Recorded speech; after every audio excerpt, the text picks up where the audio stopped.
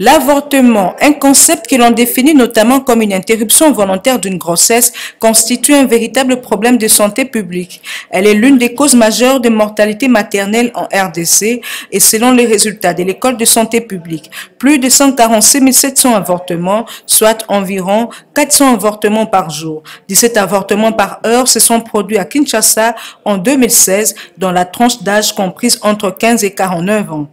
Ainsi, la Charte africaine des droits de l'homme, ratifiée en 2008 par la RDC, reconnaît à la femme le droit à l'avortement. Son article 49 stipule que les États partis doivent veiller à ce que les praticiens de droit, les avocats et officiers de police judiciaire reçoivent une formation adéquate et soient sensibilisés au respect et à la mise en œuvre des droits individuels et des obligations de l'État garanties par le protocole afin que les femmes ne soient pas arrêtées et poursuivies à cause du recours par elles au service d'avortement médicalisé ou à des soins post-avortement lorsqu'elles y ont droit.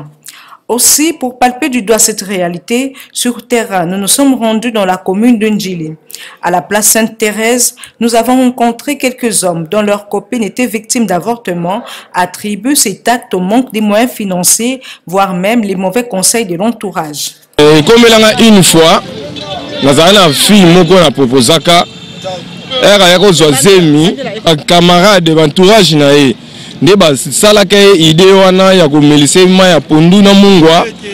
po longole zemi mais à la longue azobota susute ozomona mais baninga na babota mais ye abota susute amela ma ya vera mungwa na ma ya pondu mususu ko baka mais ebebisa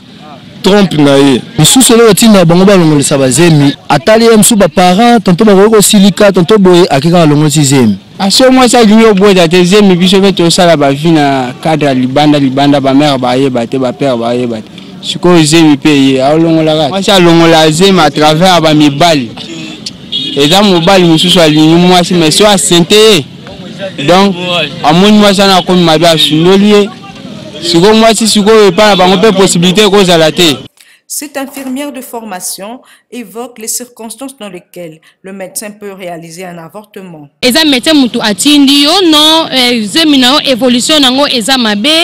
faut